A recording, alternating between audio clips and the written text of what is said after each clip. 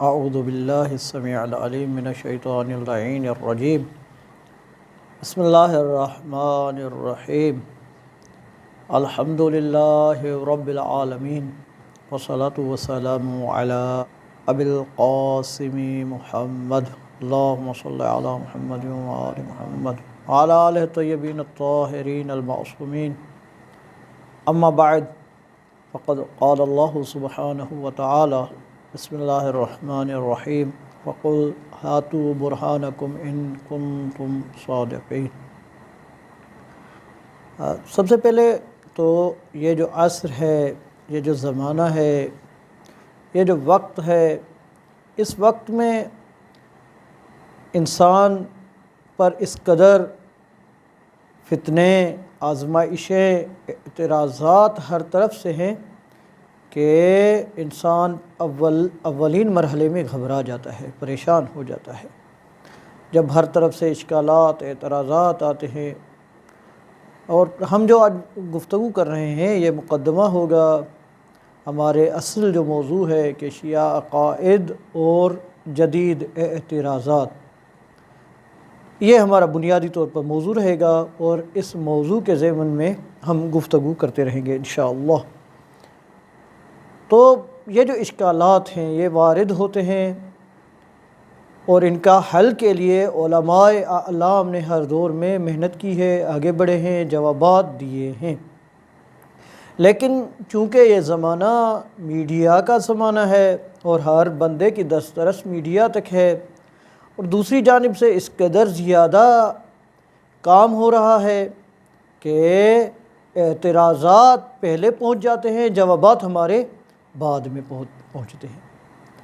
تو اس سلسلے میں یہ ہمارے دروس کا سلسلہ اس سلسلے کی کڑی ہے، تاکہ ہماری جانب سے بھی کچھ کاوش ہو، کوشش ہو، جد و جہد ہو، اور جو پاکیزہ اذہان ہیں ان تک پیغام پہنچا جا سکے۔ جو اعتراضات کیے جاتے ہیں ان کے مختلف کیٹیگریز ہیں، اقسام ہیں۔ سب سے پہلے تو جو اعتراضات آتے ہیں وہ دین مبین اسلام پر ہیں۔ اچھا، جو دین مبین اسلام پر اعتراضات ہیں وہ حقیقت میں ہی شیعت پر اعتراضات ہیں۔ کیوں؟ اس وجہ سے کہ شیعت ہی اصل اسلام ہے۔ تو جب شیعت ہی اصل اسلام ہے تو اصل اسلام پر اعتراض حقیقت میں شیعت پر اعتراض ہے۔ تو جب شیعہ ان اعتراضات کا جواب دینے کے لیے آگے نہیں بڑھے گا تو کون بڑھے گا؟ تو سب سے پہلے جو اعتراضات ہیں وہ ملحدین کی جانب سے ہیں، اور ملحدین کی جانب سے جو اعتراضات کیے جاتے ہیں ان کے بھی اقسام ہیں۔ ایک مرتبہ جو اصول دین ہیں ان پر اعتراضات ہوتے ہیں، مثال کے طور پر ذات توحید پر اعتراضات ہوتے ہیں۔ کیا کوئی خالق ہے، مالک ہے؟ کائنات خلق کس طرح ہوئی؟ یہ اس طرح کے اعتراضات، یا رسول اسلام کی رسالت کے بارے میں اعتراضات ہوتے ہیں، معاد کے بارے میں اعتراضات ہوتے ہیں کہ بھئی ہم مر کب جائیں گے، کس طرح جو ہے وہ ہمیں دوبارہ زندہ کیا جا سکتا ہے، یہی دنیا سب کچھ ہے۔ اس قبیل کے اس طرح کے اعتراضات اصول دین پر۔ دوسرے نمبر پر ان کے جو اعتراضات ہیں پھر ان کو تقسیم کیا جا سکتا ہے کہ وہ اعتراضات جو اللہ کا پیغام ہے اس پر ہیں، مثال کے طور پر قرآن مجید ہے، یا بائبل ہو گیا، یا دیگر جو کتب ہیں آسمانی، تورات، انجیل، کتب جو ہو گئیں آسمانی، ان کے متون پر اعتراضات۔ حالانکہ چونکہ یہ جو دیگر آسمانی کتب ہیں ان میں تحریف و تبدیلی، تغیر ہو چکا ہے، تو ان کا دفاع کرنا نہ کرنا برابر ہے، اگرچہ بعض مواقع پر ان کا دفاع کیا جا سکتا ہے۔ اور جس طرح ہے کہ امام زمان علیہ السلام جب آئیں گے تو ایک جبل سے، شام یا مصر کے قریب کوئی جبل ہے، وہاں سے اصل نسخے تورات کے اور انجیل کے نکالیں گے، اور جب ان کے علماء کو دکھائیں گے کہ اصل تمہاری تعلیمات یہ ہیں، چونکہ وہ پڑھے لکھے ہوں گے، سمجھ جائیں گے ان متون کو کہ یہی الہامی کتاب ہے، تو وہ فوراً امام زمان علیہ السلام پر اعتراضات ایمان لے کر آئیں گے۔ تو ایک یہ قبیل ہو گیا قرآن مجید پر اعتراض۔ حالانکہ قرآن مجید پر جو اعتراضات ہوتے ہیں ان کو بھی تقسیم کیا جا سکتا ہے۔ ایک تو قرآن مجید پر جو ادبیات ہے، ادب کے اعتبار سے اور دوسرے اعتراض یہ کہ قرآن مجید کے متون جو ہیں، متن جو ہے، نص عبارت جو ہے، اس پر اعتراضات ہیں۔ حالانکہ وہ اعتراضات اگرچہ انتہائی سادہ ہوتے ہیں، انتہائی بچگانہ ہوتے ہیں۔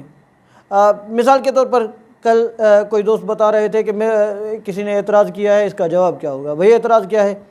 کہا کہ قرآن مجید نے اللہ کہتا ہے کہ میں ستار العیوب ہوں، اور قرآن مجید جو ہے وہ لوگوں کے عیب نہیں ڈھانپ رہا، عیب ظاہر کر رہا ہے۔ کس طرح بھائی؟ کہا کہ حضرت آدم علیہ السلام نے خطا کی، حضرت آدم علیہ اور جناب حوا وہ منع کیا گیا کہ لا تقربا ولا تقربا هذه الشجرہ، اس شجرہ کے قریب نہ جاؤ، اور وہ چلے گئے۔ یہ ان کی عیب پر پردہ رکھنے کی بجائے ان کے عیبوں کو ظاہر کر دیا گیا ہے۔ یہ کون سی کتاب ہے؟ حالانکہ اگر وہ خود ہی فرد غور کر لیتے، فکر کر لیتے، تو اس کا جواب انتہائی سادہ ہے۔ یہ انتہائی بچگانہ اور سطحی اعتراض ہے۔ کیوں؟ اس وجہ سے کہ بھائی ٹھیک ہے کہ عیبوں پر پردہ رکھنا چاہیے، لیکن وہ افراد جو رول ماڈل ہوتے ہیں معاشرے کے لیے، تو ان کے تراجم لکھے جاتے ہیں، ترجمہ یعنی حالات زندگی لکھی جاتی ہے، اور ان کی زندگیوں میں جو نشیب و فراز آتے ہیں وہ ذکر کیے جاتے ہیں، بیان کیے جاتے ہیں۔ کیوں؟ تاکہ لوگوں کے لیے ہدایت کا سامان جو ہے وہ فراہم رہے، لوگ ان کی زندگی سے سیکھیں۔ دیکھیں وہ یہی قرآن ہے نا، آپ کہہ رہے ہیں کہ وہ حضرت آدم علیہ السلام کا عیب ذکر کیا ہے، بھائی اسی آدم علیہ السلام کے مقام و مرتبے کو کس قدر قرآن مجید نے بیان کیا ہے کہ ایسا آدم یہ کوئی معمولی آدم نہیں ہے، یہ ملائکہ کا بھی استاد ہے، معلم الملائکہ، ملائکہ سے بھی زیادہ عالم ہے، علم رکھتا ہے۔ اس قدر بڑا عالم، جب اس قدر بڑا عالم ہے تو اس کی زندگی کے مختلف پہلوؤں کو ذکر کرنا چاہیے۔ کیوں؟ تاکہ ہدایت کا سامان فراہم رہے۔ مگر ہم نہیں دیکھتے، جتنی بھی شخصیات گزری ہیں ان کے بچپن سے لے کر آخر عمر تک حالات زندگی لکھے جاتے ہیں، بیان کیے جاتے ہیں، اور یہاں سے ہمیں ایک درس ملتا ہے کہ بھئی کسی کی محبت میں اگر آپ نے کسی کو رول ماڈل بنا لیا ہے تو اس کی محبت میں اس قدر گم نہ ہو جاؤ کہ اصلاً اس کی لغزشوں سے، غلطیوں سے درگزر کر دو۔ خداوند عظیم حضرت آدم کی تعریف اس قدر بیان کرتا ہے کہ اسے ملائکہ سے زیادہ عالم قرار دیتا ہے، ملائکہ کو ان کے سامنے جھکواتا ہے، لیکن وہی آدم جب اس سے ترک اولا ہو جاتی ہے تو اس کے لیے کہتا ہے کہ بھئی اس نے یہ کام کیا ہے۔ کیوں؟ کہ بھئی تمہارے بابا جس کی تم نسل ہو اس نے یہ غلط کام، یا اگرچہ غلط نہیں کہا جا سکتا، ترک اولا کیا ہے۔ خبردار تم اس طرح کا کوئی کام نہ کرنا، جہاں پر بھی رب العزت کی طرف سے منع آ جائے وہاں پر رک جانا۔ یہ ہدایت ہے۔ اگر خداوند عظیم ذکر نہ کرتا کہ تو ہمارے لیے اصلاً ہدایت کا سامان فراہم نہ ہوتا۔ حالانکہ ایک تو یہ قرآن مجید پر اس طرح کے اعتراضات ہوتے ہیں، دوسرے جو قرآن مجید نے احکام بیان کیے ہیں، مثال کے طور پر للذکر مثل حظ الانثیین، ہاں کہ بھئی بیٹے کے لیے 2 برابر حصہ ہے اور خاتون سے یا بیٹی سے۔ حالانکہ اس کا جواب بھی واضح ہے، حالانکہ ہم انشاءاللہ جب بیان کریں گے تو ان اعتراضات کے جوابات بھی دیں گے۔ یا جو حدود کو بیان کیا گیا ہے، یہ ہو گیا ایک جانب سے اعتراضات ہم پر جو وارد ہوتے ہیں، اعتراضات کیے جاتے ہیں دین مبین اسلام پر، یعنی شیعت پر اعتراض۔ دوسری جانب سے جو ہمارے داخلی طور پر اعتراضات ہیں، مثال کے طور پر ہمارے بھائی ہیں اہل سنت والے، ان کی جانب سے اعتراض ہوتا ہے کہ بھئی آپ جو امامت کا عقیدہ رکھتے ہیں، آپ کہتے ہیں کہ امام منصوص من اللہ ہوتا ہے، اللہ کی جانب سے نص کردہ ہوتا ہے، تو آپ نص دکھائیے، قرآن مجید میں دکھائیے نا نص کہاں ہے، کون سی آیت جہاں پہ وہ لکھا ہو کہ علی خلیفۃ رسول اللہ بالحق، دکھائیے، آیت دے کر آئیے، یا امام مہدی علیہ السلام کے لیے آیت دکھائیے، واضح طور پر دکھائیے۔ اگر یا تو اللہ کی جانب سے ہے اور قرآن مجید ہدایت کی کتاب ہے تو اس میں نص ہونی چاہیے، اگر نص نہیں ہے تو آپ کی امامت کہاں گئی؟ تو اس کا جواب بھی انتہائی انشاءاللہ ہم تفصیل سے تو بعد میں جواب دیں گے، لیکن چونکہ یہ قضیہ معمولی حد تک اشارہ کیا ہے نا، تو اس کا جواب اجمالی طور پر دینا ضروری ہے تاکہ لوگوں کے ذہنوں میں یہ جواب سوال نہ بیٹھ جائے کہ بھئی ہم ان سے پوچھتے ہیں کہ آپ قرآن مجید کو فرقان تسلیم کرتے ہیں یا نہیں کرتے؟ جی ہاں، ہر مسلمان کا عقیدہ ہے کہ قرآن مجید فرقان ہے، اور فرقان یعنی حق اور باطل کے درمیان تمیز دینے والی، جدا کرنے والی۔ نمبر 1۔ نمبر 2، کیا رسول اسلام کی ذمہ واری کیا ہے؟ وما علی الرسول الا البلاغ المبین۔ رسول کی ذمہ واری یہ ہے کہ وہ بلاغ مبین کرے، واضح پیغام پہنچا دے۔ نمبر 2، اب ہم آپ سے پوچھتے ہیں، یہ جب دونوں چیزیں کلیئر ہو چکی کہ قرآن مجید فرقان ہے، حق و باطل کے درمیان تمیز دینے والی کتاب ہے، اور رسول اسلام کی ذمہ واری یہ ہے کہ وہ بلاغ مبین کرے، ابلاغ مبین کرے، واضح پیغام پہنچائے، تو اگر آپ کہتے ہیں کہ یہ امامت کا ذکر واضح طور پر قرآن مجید میں نہیں آیا، اور یہ ایسا مسئلہ، امامت کوئی معمولی قضیہ نہیں ہے، اصلاً امت میں جتنے بھی اختلافات ہوئے ہیں وہ امامت کی بنیاد پر ہوئے ہیں، ان کی اصل امامت ہے۔ اگر امامت کو نص صریح کے ساتھ، واضح الفاظ کے ساتھ، طبیان جس طرح قرآن مجید کی صفت ہے اس انداز کے ساتھ قرآن مجید نے بیان نہیں کیا، تو کیا قرآن مجید کی حجیت پر حرف آتا ہے یا نہیں آتا؟ یا تو آپ قرآن مجید کی طبیان، فرقان صفت سے ہاتھ اٹھا لیں، یا تو تسلیم کریں کہ بھائی قرآن مجید نے واضح امامت کو بیان کیا ہے۔ یہ ایک الگ بات ہے کہ آپ کی سمجھ میں نہیں آ رہا، آپ ان آیات کی جانب متوجہ نہیں ہیں۔ یہ ایک اجمالی سا جواب ہے ان افراد کے لیے۔ اسی طرح جو شیعت پر اعتراضات ہوتے ہیں، یہ یعنی امامت پر اعتراض ہو گئے، یا ہمارے جو اختلافات ہیں زیدیہ کے ساتھ آج کل، وہ بھی بڑے ایکٹیو ہیں سوشل میڈیا کے مختلف پلیٹ فارمز پہ، حتیٰ کہ اردو زبان میں وہ کام کر رہے ہیں، تو ان حوالے سے بھی ہمیں مستعد رہنا چاہیے۔ یا خاص طور پر جو اعتراضات کیے جاتے ہیں امام زمان علیہ السلام کے حوالے سے، تو ان حوالے سے بھی کام کرنا چاہیے انشاءاللہ، اگر وقت نے اور توفیق شامل حال رہی تو ان حوالے سے گفتگو ہوگی۔ اور اس کے علاوہ جو ہم پر اعتراضات کیے جاتے ہیں وہ جو احکام الہیہ ہیں، یعنی وہ جو شیعت کے ساتھ مخصوص ہیں، اس حوالے سے اعتراضات کیے جاتے ہیں۔ مثال کے طور متعہ کا مسئلہ ہے کہ بھیا یہ شیعہ لوگ جو ہے وہ متعہ کرتے ہیں، یہ فرعیہ حکم ہے، اس پر یا حی علی خیر العمل جو اذان میں کہا جاتا ہے، یا اشہد ان علی امیر المؤمنین و اولادہ المعصومین بالحق حجج اللہ، یہ جو اذان میں کہا جاتا ہے، یا اشہد ان علی امیر المؤمنین حجت اللہ اذان میں کہا جاتا ہے، تو یہ بھی کہاں سے لائے ہیں؟ تو یہ بہت اس طرح کے اعتراضات کیے جاتے ہیں۔ الاختصار یہ اعتراضات ہو گئے۔ اس کے مقابلے میں ہماری ذمہ واری کیا ہے؟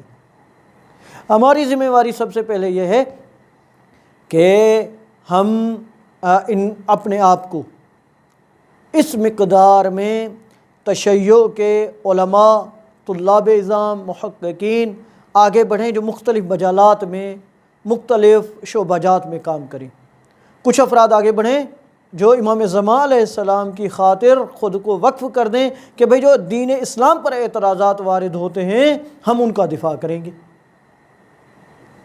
کچھ امامت کے موضوع پر آ جائیں، اگرچہ الحمدللہ کچھ آ گئے ہیں، لیکن جو خاص طور پر دین اسلام پر اور الحاد کی جانب سے، ملحدین کے جانب سے اشکالات ہوتے ہیں، ان میں ہمارا حظ انتہائی قلیل ہے۔ میں نہیں کہتا کہ نہیں ہے، لیکن انتہائی قلیل ہے ہمارا حظ، ہمارا حصہ۔